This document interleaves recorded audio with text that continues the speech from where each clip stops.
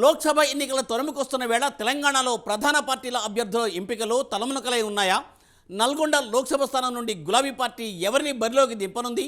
ఈసారి ఇక్కడ గిరిజన వర్గాలకు చెందిన నేతను బరిలోకి దింపనున్నారా?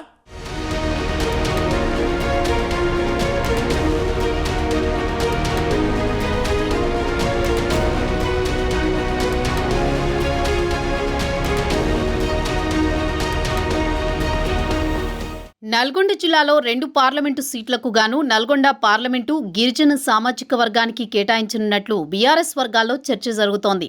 అదే నియోజకవర్గానికి సంబంధించిన పలువురు గిరిజన నేతలతో జిల్లా మాజీ మంత్రి జగదీశ్వర్ రెడ్డి మంతనాలు జరిపినట్లు పార్టీ వర్గాల్లో చర్చ జరుగుతోంది. వివిధ పార్టీల్లో పనిచేసి సీనియర్ నాయకుడు అయినటువంటి వడ్డే రమేష్ నాయక్కు సీటు ఖరారు చేసినట్లుగా టీఆర్ఎస్ పార్టీలో చర్చ జరుగుతోంది. గతంలో నల్గొండ పార్లమెంటు స్థానం నుండి అనేక సామాజిక వర్గాలు పోటీ చేశాయి. ఈసారి మాత్రం గిరిజన సామాజిక వర్గానికి చెందిన సీనియర్ నేత వడ్డే రమేష్ నాయక్కు సీటు ఖరారు చేసినట్లుగా టీఆర్ఎస్ పార్టీలో చర్చ జరుగుతోంది. గతంలో నల్గొండ పార్లమెంటు స్థానం నుండి అనేక సామాజిక వర్గాలు పోటీ చేశాయి. ఈసారి మాత్రం గిరిజన సామాజిక వర్గానికి చెందిన సీనియర్ నేత వడ్డే రమేష్ నాయక్కు సీటు ఇవ్వాలని పార్టీ ఇప్పటికే ఒక నిర్ణయానికి వచ్చినట్లు తెలుస్తోంది.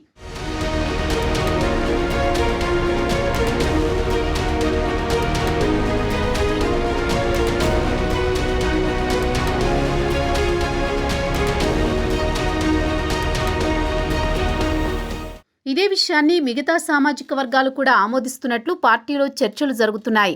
వివిధ పార్టీ నాయకులు గిరిజన సామాజిక వర్గాన్ని పట్టించుకోకపోవడం, టీఆర్ఎస్ పార్టీ ఆ సామాజిక వర్గానికి నల్గొండ పార్లమెంటు సీటు కేటాయించడం పట్ల వివిధ పార్టీలలో పెద్ద ఎత్తున చర్చ జరుగుతోంది.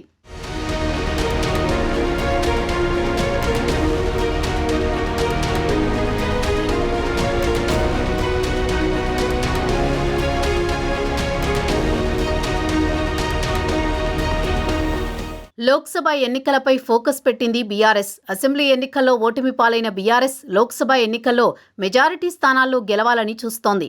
లోక్సభ ఎన్నికల్లో అయినా పట్టు నిలుపుకుని సత్తా చాటేందుకు తీవ్రంగా కసరత్తు చేస్తోంది. వచ్చే లోక్సభ ఎన్నికల్లోనూ అసెంబ్లీ ఫలితం పునరావృతమైతే పార్టీ మరింత ఇబ్బందుల్లో కూరుకుపోవడం ఖాయమని బీఆర్ఎస్ అధిష్టానం భావిస్తోంది. ఈ నేపథ్యంలో పార్లమెంటు ఎన్నికల కోసం బీఆర్ఎస్ సంచలన నిర్ణయం తీసుకుందని తెలుస్తోంది. అసెంబ్లీ ఎన్నికల్లో ఓటమి పాలైన వారు పార్లమెంటు ఎన్నికలపై దృష్టి సారించారు.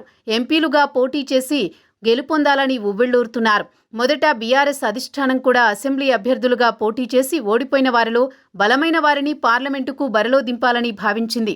అయితే ఎమ్మెల్యేలుగా ప్రజలు గెలిపించని వారిని మళ్లీ ఎంపీ అభ్యర్థులుగా బరిలోకి దింపితే మరోసారి తలబొప్పి కట్టడం ఖాయమని బీఆర్ఎస్ అధిష్టానం అంచనాకొచ్చిందని అంటున్నారు. ఈ నేపథ్యంలోనే అసెంబ్లీ అభ్యర్థులుగా పోటీ చేసిన వారెవరికీ పార్లమెంట్ అభ్యర్థులుగా సీట్లు ఇవ్వకూడదని నిర్ణయించినట్టు సమాచారం.